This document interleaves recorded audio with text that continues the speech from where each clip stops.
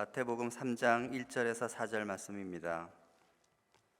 그때에 세례 요한에 이르러 유대 광야에서 전파하여 말하되 회개하라 천국이 가까이 왔느니라 하였으니 그는 선지자 이사야를 통하여 말씀하신 자라 일러스되 광야에 외치는 자의 소리가 있어 이르되 너희는 주의 길을 준비하라 그가 오실 길을 곧게 하라 하였느니라.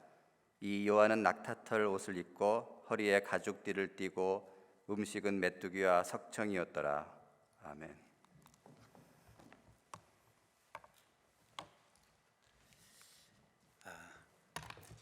우리가 오늘은 우리 지난주에 배부해드린 순서대로 보는 예수님의 사역 중에서 이제 예수님의 사역만 여기 기록을 했습니다. 그러나 오늘은 예수님의 사역 전에 그 예수님과는 뗄래야 뗄 수 없는 존재인 그 세례 요한에 대해서 한번 언급을 하고 그 다음에 우리 다음에 예수님의 사역을 계속 이어가도록 하겠습니다. 사실 예수님의 사역 가운데 그 예수님의 길을 준비하러 온 그 세례 요한의 이야기는 예수님과는 결코 뗄래야 뗄 수 없는 그런 스토리입니다. 이 예수님의 이야기는 우리가 여기 사진에 보시면 30년 동안 이 갈릴리 지역에서 사셨습니다. 그리고 나서 이제 30세쯤부터 사역을 시작하시느라 누가복음에 지난주에 말씀드렸죠. 이제 갈릴리에서 이 유대로 와서 여기 이게 요단강입니다. 요단강 여기가 사해, 여기 갈릴리 바다. 이 요단강 근처 베다니에 있습니다. 지금 오늘 우리 읽지는 3장 마태복음 3장 13절 보면 이때 예수께서 갈릴리로부터 요단강에 이르러 요한에게 세례를 받으려 하시니, 갈릴리로부터 이렇게 오셔서 유대 요단강 여기서 곧 베다니 근처입니다. 여기서 이제 세례 요한으로부터 세례를 받기 위해서 이 갈릴리 생활을 접으시고 유대로 오셨다는 이야기입니다. 이 바로 요한과 언급된 그 예수님의 모습을 우리가 보면서 오늘은 요한이 예수님과 어떻게 연관되어 있는가 한번 봅니다. 오늘 말씀에 보면 이렇게 표현합니다. 그때 세례 요한이 이르러 유대 광야에서 전파하여 말하되, 세례 요한이 하나님의 말씀을 예수 그리스도의 그 사역을 위해서 하나님의 말씀을 전한 곳이 어디냐면 광야라 그랬습니다. 왜 그 유대는 그 세례 요한은 예루살렘이라고 하면 큰 지금에 말하면 수도여서 사람도 많고 또 그 거기에는 많은 그 집회 광장이 있어서 얼마든지 사람을 모아서 얘기할 수 있을 텐데 왜 광야에 갔을까? 거기서 하나님의 복음을 전했을까? 그 이유가 있습니다. 첫 번째로 아시다시피 광야는 의지할 곳이 없는 곳입니다. 저는 아직 그 중동 쪽에 가보진 못해서 이 사막 같은 데는 못 봤지만 여행 다녀오실 때 보면 이집트 가면 그 사막 투어가 있다고 하시는 분들 얘기를 들어봤습니다. 정말 모래만 있는 곳. 자, 이 광야에 가만 보세요. 예루살렘 성전에는 그 예루살렘 성 안에는 하나님의 말씀을 가르쳐 줄 수 있는 율법 학자들도 많고요. 서기관들도 많이 있습니다. 종교인들이 많아요. 또 그 사람들에게 예배를 드릴 때 그 당시 예배는 제사장들이 백성들의 그 제물을 가지고 성막 안에 들어가서 대신 예배 드리는 거, 제사 드리는 거예요. 그러니까 백성들은 딱히 할 일이 없어요. 그저 잘 가르쳐주는 서기관들의 가르침만 잘 앉아서 들으면 되고 율법학자들이 가르쳐주는 그 성경을 잘 해석한 것을 잘 듣기만 하면 되고, 제사도 자기가 드리는 것이 아니라 자기가 제물만 갖다 주면 제사장들이 알아서 다 제사 드려줘요. 그저 사람들은 가만히만 있으면 돼요. 하나님이 하실 틈도 없어요. 다 알아서 해주는 사람들이 다 있기 때문이죠. 자, 그런데 가만 보세요. 내가 할 일이 따로 없어요. 그러면 뭐예요? 좋은 점이 바로 뭐냐면, 내가 특별히 따로 할 일이 없기 때문에 하나님에 대한 불순종도 없어요. 내가 뭘 해야 순종하든지 불순종하든지 해야 되는데, 내가 할 일이 없어요. 다 알아서 가르쳐주고 알아서 제사 드려주고, 그냥 나는 가만히 있으면 돼요. 재물만 갖다 주면 되는 거예요. 그러다 보니까 하나님에 대한 불순종도 없어요. 그런데 하나님에 대한 불순종도 없는 것이 중요한 게 아니라, 아무것도 안 하니까 불순종도 없지만 하나님에 대한 은혜도 없어요. 내가 뭔가를 해야 하나님의 은혜를 내가 체험할 수 있는데, 내가 할 필요가 아무것도 없으니까 불순종도 없지만 은혜도 없어요. 여러분들, 그런데 광야는 어떻습니까? 예루살렘은 그래요. 불순종도 없고 은혜도 없어요. 그런데 광야는 이스라엘 백성들 어땠어요? 먹을 것이 없어서 하나님이 자고 일어나면 만나를 내려주지 않으면 그 이스라엘 백성들의 광야 생활 굶어 죽었어요. 그들이 목이 말라 있을 때 하나님께서 물을 터뜨려 주시지 않으면 그들은 탈수증에 걸려 죽어요. 자, 더위에 피할 곳이 없어서 그들은 이제 헤매고 있을 때 하나님이 구름 기둥으로 덮어주시지 않으면 그들은 아무 피할 재간이 없는 곳이 광야예요. 밤에 급격히 광야에서 사막에서 기온이 내려갈 때에 그들은 어찌할 방도가 없어요. 하나님께서 불기둥으로 그들을 덮어주시지 않으면 그들은 저체온증으로 세상을 떠날 수밖에 없어요. 자, 바로 광야는 어떻습니까? 예루살렘 성전은 나는 아무것도 할 필요도 없지만, 광야는 내가 아무것도 할 것이 없어서 뭔가 의지해야 돼요.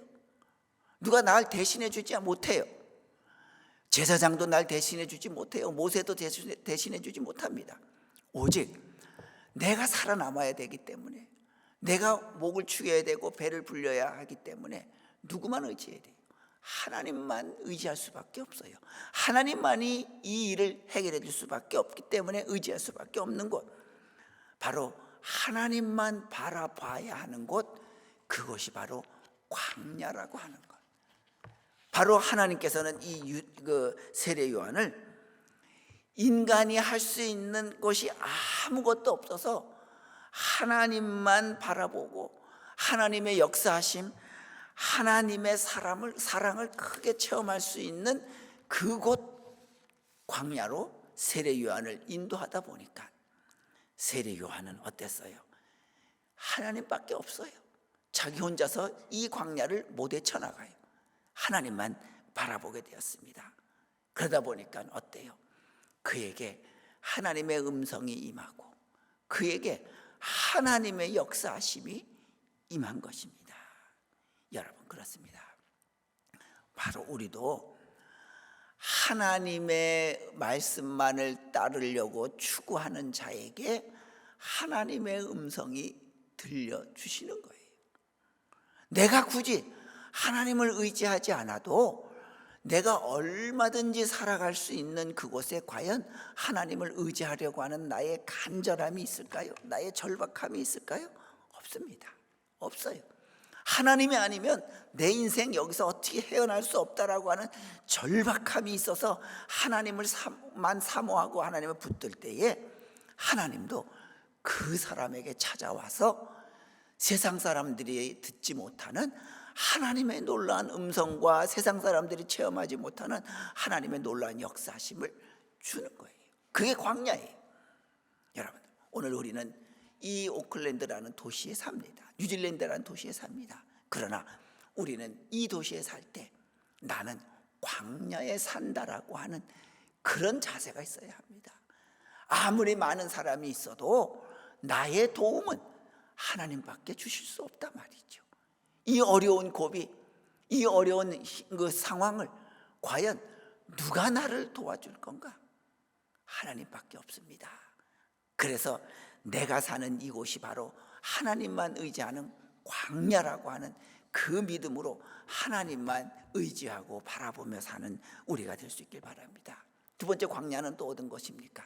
여러분들 아시다시피 세상은 자기를 중심으로 해서 울타리를 치는 곳이 세상입니다. 그러다 보니까 이웃과 경계심도 많고요, 이웃의 사정 그 형편을 이해함이 없어요. 그러나 요한이 살았던 광야는 사람과 사람 사이에, 집과 집 사이에 울타리를 치지 않아요. 울타리가 없어요. 울타리가 그만큼 많다는 건 뭐예요? 세상이 그만큼 조각조각 나 있다는 거예요. 그러나 세례 요한이 활동했던 광야는 울타리가 없습니다. 내 권위의 울타리, 명예의 울타리, 체면의 울타리, 이런 것 하나도 없습니다. 오직 나는 하나님께만 속해 있다고 하는 그 당당함이 있는 거예요. 다른 사람에게 내가 경계심을 가질 필요도 없고 빚진 것도 없으니까 오직 하나님과만 함께 있다 보니까 자기는 거칠 것이 없어요.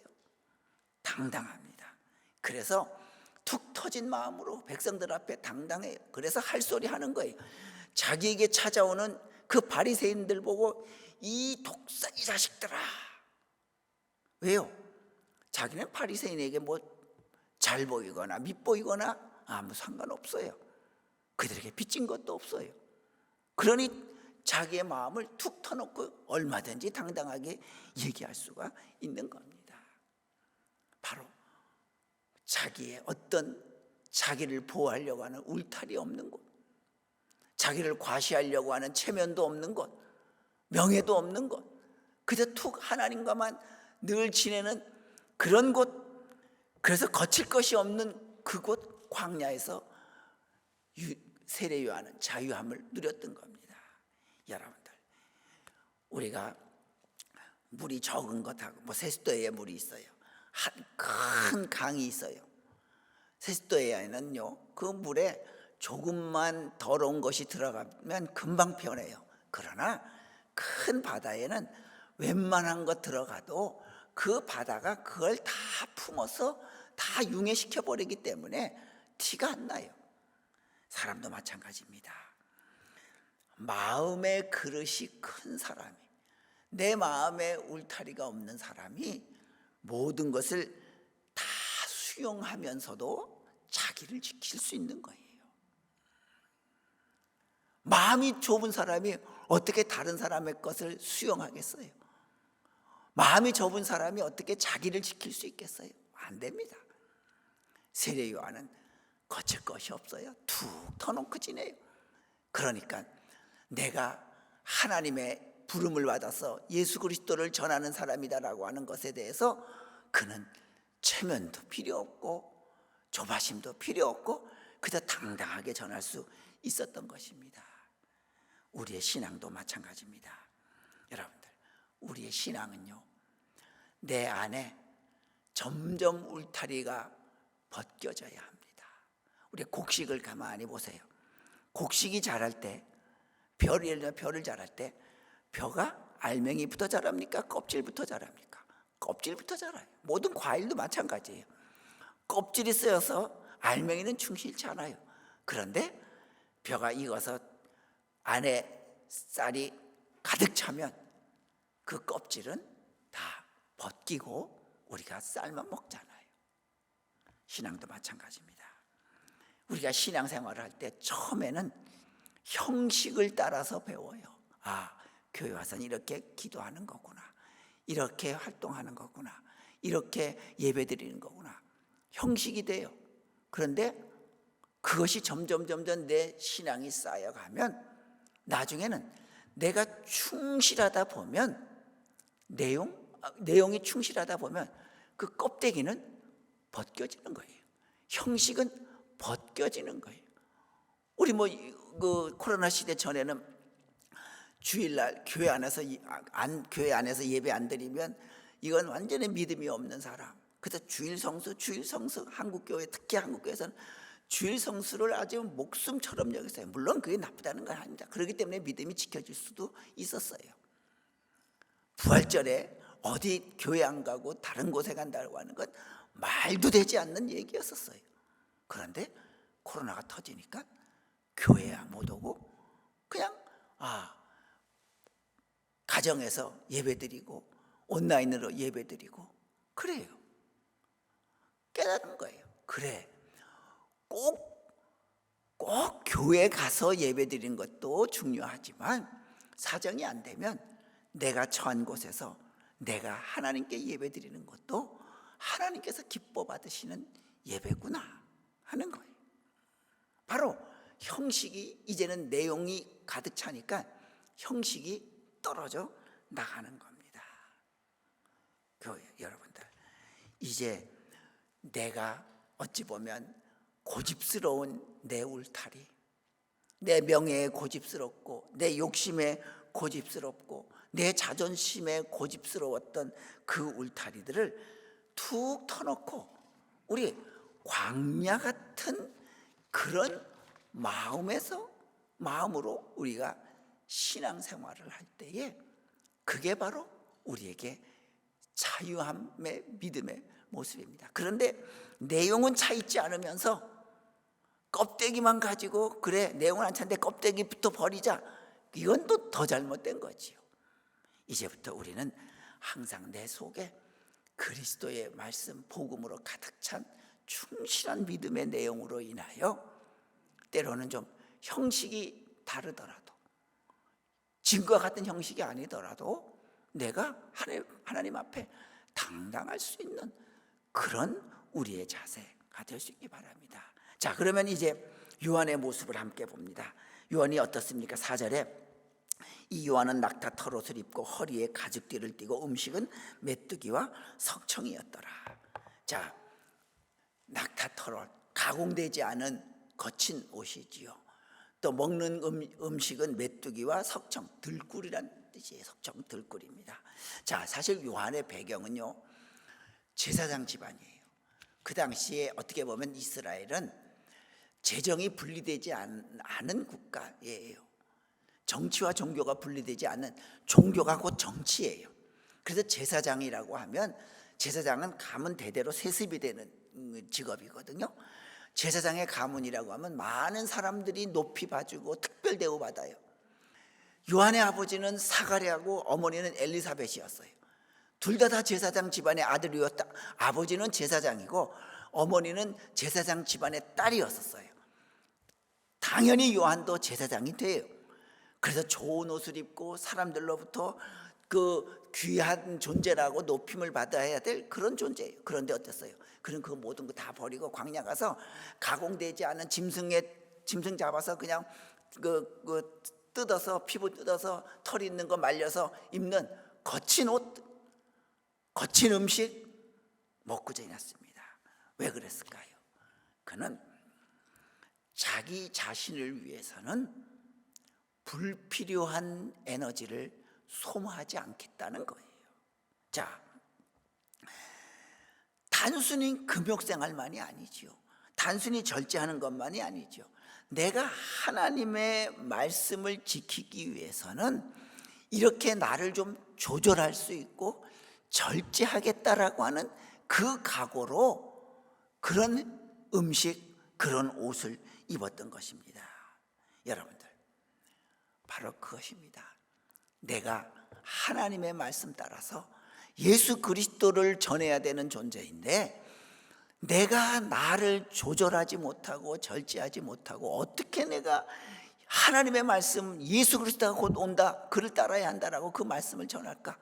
내가 세상 사람들과 똑같이 해서는 절대로 안 된다 하면서 자기를 조절하고 절제했습니다. 그렇습니다. 여러분들, 말씀을 지키려고 애쓰는 사람만이 믿음을 지킬 수 있습니다.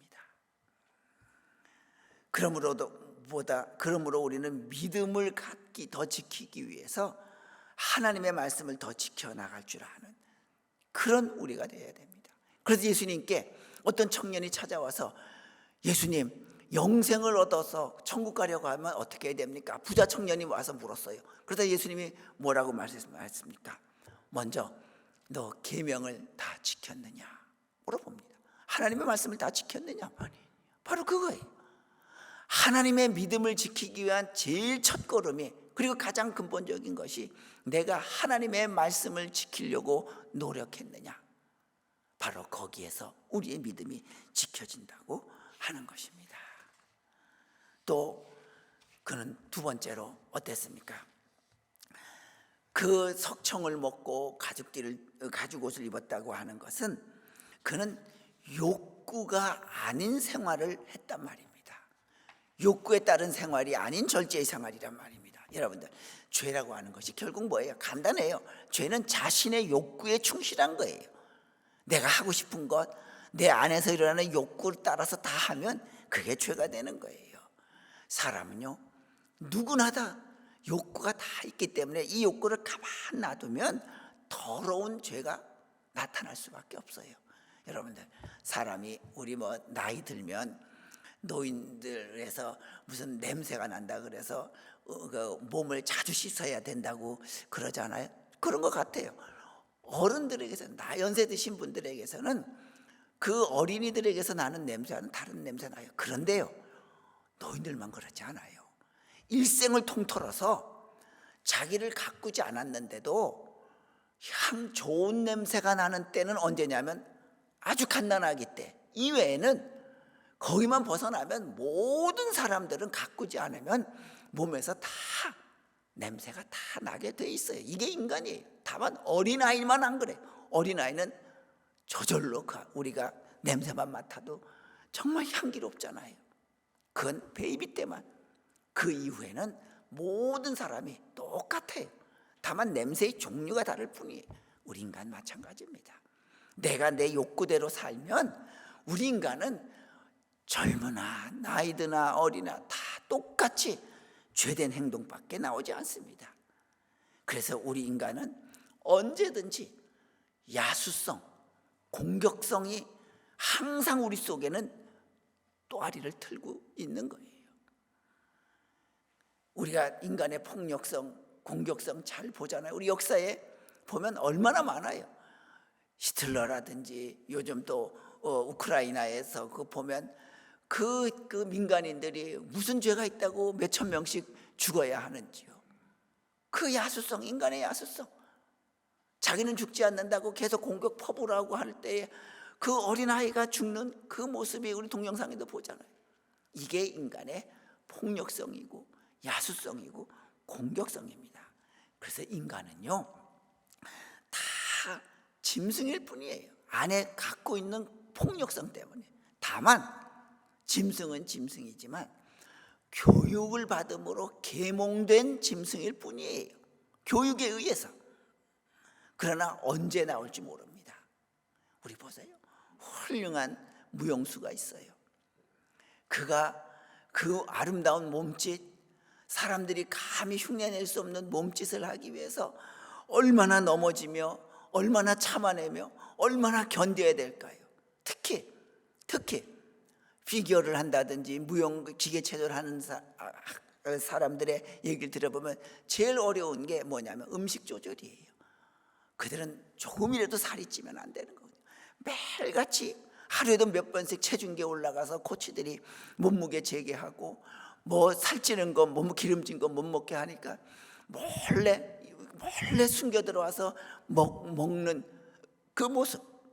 왜 그래요? 무용을 더 잘하기 위해서 그들은 음식을 조절하는 겁니다. 마찬가지입니다. 절제라고 하는 것은 고통이나 속박이 아니에요. 더 나은 행복한 인생을 만들기 위한 하나의 과정일 뿐이에요. 만약에 무용수들이 먹는 것 마음대로 먹었다고 하면 먹을 때는 행복할지 모르지만 그들은 훌륭한 선수로서의 가치는 사라지는 거예요. 그렇기 때문에 절제라고 하는 것은 속박이나 고통의 의미가 아니라 더 나은 인생을 만들기 위한 도구입니다. 우리도 마찬가지죠. 내가 그리스도인으로 살아갈 때에 내 욕구대로 살지 않고 때로는 절제하고 절약한다고 하는 것은 고통이나 속박이 아니라 내가 더 하나님 앞에 세례 요한처럼 당당하게 세상에서 살기 위한 하나의 과정이라고 하는 것. 그래서 이제부터는 우리는 내가 하나님의 말씀 밖에서 살려고 하는 그 욕구를 우리가 지켜가면서 잘라가면서 오직 믿음으로 살아가려고 하는 세례요한과 같은 그런 우리의 믿음 꼭 될 수 있길 바랍니다. 그리고 마지막으로 세 번째로는 뭡니까? 그가 그런 옷을 입고 그런 허접한 음식과 허접한 그 옷을 입었다고 하는 것. 자, 그 당시에 사람들은 그런 허접한 옷을 입었음에도 불구하고 먹는 것이 시원참에도 불구하고 사람들은 그에게 선풍적인 모습으로 다가왔어요. 인기가 대단했어요. 왜요? 그는 어찌 보면 말과 행동이 조화로운 사람을 오랜만에 보는 거예요. 또 누구 앞에서도 당당한 모습을 오랜만에 보는 거예요. 그 유대인들이 떠받드는 제사장, 율법학자, 서기관들 그런 사람 앞에 자기들은 늘 그런가 보다 하고 기죽어 있는데 세례 요한만큼은 그들에게 당당히 외쳐요. 이 독사의 자식들아, 회칠한 무덤 같은 자들아. 하나도 무섭지 않고 당당히 외치는 그 모습을 보고 그들은 야, 어째서 저 세례 요한은 저렇게 있을까? 저럴 수 있을까? 하면서 세례 요한을 따라다니면서 열광하고 있습니다. 바로 뭐예요? 그런 허접한 옷과 음식을 먹고 옷을 입는다고 하는 것은 세례 요한이 보여준 하나의 시청각적인 메시지예요. 세례 요한 제사장의 집안으로서 누구보다도 좋은 옷, 좋은 음식 먹어도 누가 뭘 하지 않아요. 그럼에도 불구하고 그건 다 끊어버리고 자기는 하나님의 본분, 하나님께서 보내주신 그 본분을 잊지 않겠노라고. 그거 중요한 것이 아니라 내 본분이 중요하다 해서 그 입는 것, 먹는 것에 대해서부터 절제하는 모습을 보고 사람들은 그에게 열광했던 겁니다.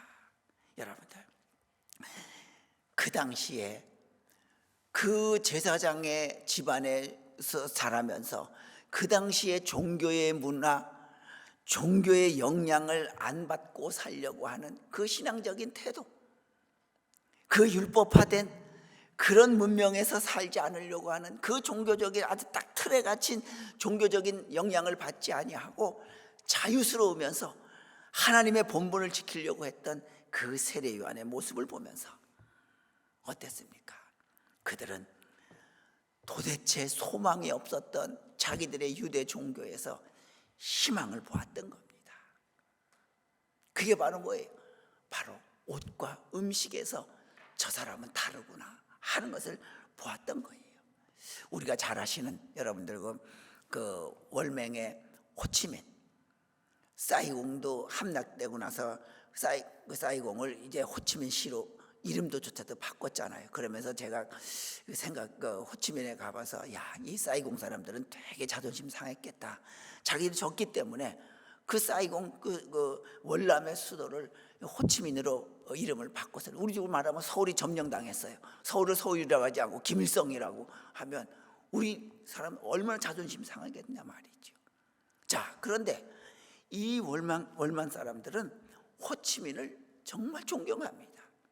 그래서 그 악조건 속에서도 유일하게 세계 최강국을 이겨본 나라가 됐잖아요. 왜 그래요? 호치민은 자기가 사람들로부터 훌륭한 대통령이다, 훌륭한 지도자라고 부름을 받기를 원치 않았어요. 그냥 호아저씨라고 부름을 받기를 원했어요. 국민들과 함께 살겠단 말이죠. 그래서 그는 그 호치민 이 책 읽어보면 옷이 세 벌이었대잖아요. 하나는 군복, 하나는 평상복, 하나는 외출복. 그리고 그가 말했대요. 내가 죽으면 절대로 무덤을 만들지 말라. 왜냐? 내 죽은 시체 때문에 땅 한 평을 써야 되는데 거기에 농사 심어서 백성들이 쌀을 심어서 먹어야 되는데 내 시체 때문에 내 누울 자리만큼 땅이 없어진다. 그러니 나를 땅에 묻지 말고 나를 화장해서 그 병에다 넣어가지고 처분해라. 비석도 절대로 세우지 말라. 동상도 세우지 말라. 왜냐? 나를 우상화시킨다. 그랬더니 그 월맹 사람들이 거기에 반해서 그를 신주처럼 모셔서 그 열악한 상황에서도 자기네 나라를 지켜내고 세계 최강국을 이겨냈지 않습니까? 여러분들, 바로 그렇습니다. 그 한 명의 삶이 자기네 나라를 승리로 만들었어요. 세상에 보면요, 현명한 사람은 자기를 세상에 맞춰가며 삽니다. 야, 세상이 다 그런데 너라고 뭐 그렇게 살 필요 있냐 하면서 누가 얘기하면 그래, 다른 사람 다 그렇게 사는데 다 우리도 그렇게 하지 뭐, 나도 그렇게 하지 뭐. 그래서 자기를 세상에 맞춰 살아요. 현명한 사람이라고 말합니다. 어리석은 사람은 어때요? 세상을 자기에게 맞추어 살려고 노력하는 사람이 어리석은 사람이죠. 그런데 세상은 바로 이 어리석은 사람에 의해서 세상은 조금씩 더 발전되어 가는 겁니다. 여러분들, 우리 이 세상 살아가는 동안에 이 세례 요한처럼 말이죠, 내가 온 몸으로, 이 몸으로 세상을 꾸짖을 줄 아는, 세상을 내서 외칠 줄 아는, 내 살아가는 이 모습으로 꾸짖을 줄 아는 그런 우리의 존재가 꼭 필요합니다. 럭셔리 지저스라고 하는, 럭셔리 예수, 우리나라 말로 럭셔리 예수입니다 라고 하는 그 책이 있는데, 그 책은 그 독일의 마허라는 목사님이 지은 책이에요. 그 자기가 어디서 그 깨달았냐면, 그 천주교 베네딕트 수도원의 안셀림 그린 신부라고 하는 그분이, 제가 가끔 여기다가도 시를 시키기도 하는데, 그분은 주로 강연과 책을 써서 많은 수입을 벌어요. 근데 신부기 때문에 모든 강연에서 들어온 돈, 책에서 인쇄받은 것은 모두 그 자기네 본부에다가 다 냅니다. 자기는 안 가져요. 신부기 때문에. 그래서 교회에서 주는 것만 받아 갖고 가요. 그런데 그 안셀렘 신부가 쓴 그 얘기 중에서 자기가 강연하다가 돌아올 때 그 사람은 주로 대중교통을 타고 다닌다든지 아니면 낡은 중고차를 늘 타고 다녔는데, 자기가 가끔 가다 호사스러운 럭셔리한 삶을 누린대요. 언제냐? 강연하고 돌아올 때 한 번쯤은 카페에 들려서 그 커피 한 잔 마신대요. 자기는 그게 그렇게 럭셔리한 생활인데 이래요. 그 자기가 받은 그걸 다 갖다 바쳐야 되는 게, 그 중에 커피값 뭐 얼마나 되겠어요? 우리 식으로 말하면 4~5불 되겠죠. 자, 오면서 그 카페에 들어서 카푸치노 한 잔 마시는 게, 그게 자기에게는 귀한 사치라고. 난 그런 사치를 가끔가다 누린다고. 그런데 우리는 커피 한 잔 마신다고 하는 것을 사치라고 생각해 본 적이 없잖아요. 그래서 이 마허 목사님은 그때 깨달았어요. 그래, 사람이 상다리가 휘어진 음식을 먹는 것, 99칸 궁궐에 사는 것이 럭셔리한 삶이 아니라 틀에 박힌 삶과 틀에 박힌 걱정과 틀에 박힌 근심에서 벗어나는 것이, 그거야말로 럭셔리한 삶이구나 깨달았어요. 여러분들, 어찌 보면 우리도 럭셔리한 삶이 왜 그립지 않겠어요? 그러나 우리는 어디서 사느냐가 중요하지 않습니다. 세례 요한처럼 광야에서 살든지 그게 중요한 것이 아니라 어떻게 사느냐, 내가 과연 어떤 삶을 사느냐. 아무리 내가 남들보다 럭셔리하게 살아도 사람들로부터 신뢰를 받지 못하고 사랑을 받지 못한다고 하면 그 사람은 결국 불행한 사람입니다. 그러나 럭셔리한 신앙인의 모습은 어떻습니까? 비록 좀 부족하더라도 내가 하나님 앞에서 늘 당당하고 자유롭고 사람들로부터 사랑받는다고 하는 것, 그거야말로 가장 고급스러운 삶을 사는 존재라고 하는 것, 우리가 잊지 마시면서, 이 비록 세례 요한은 그런 모습으로 살았지만 많은 사람들이 그를 찾아와서 그를 의지하고 싶고 그의 말을 한마디라도 더 듣고 싶고 그에게 세례받고 싶어 했던 그 모습처럼 우리도 내 가족에게 사랑받고 내 이웃에게 존경받는 그런 믿음의 사람으로 나를 통하여 예수 그리스도의 모습을 증거될 수 있는 그런 우리의 삶을 살아가는 우리가 되실 수 있기를 주님의 이름으로 부탁드립니다. 기도합니다. 걸어가신 여호와 아버지 하나님, 하나님께서 저희들을 이제 예수 그리스도의 사역을 한 걸음 한 걸음 따라가면서 예수님께서 어떻게 살아가셨는지 돌아봅니다. 오늘은 예수 그리스도의 앞장서서 예수 그리스도를 보여준 세례 요한을 보았습니다. 하나님, 광야 같은 곳에서 우리도 살아가게 도와주옵소서. 하나님과 만나는 광야와 같은 우리가 되도록 도와주시옵소서. 우리가 무엇을 먹든지 무엇을 입든지가 중요한 것이 아니라 내가 하나님의 영광을 드러내며 살아가는 것을 기뻐하며 살아갈 수 있는 당당한 그리스도인이 되도록 도와주시옵소서. 예수님의 이름으로 기도하옵나이다. 아멘.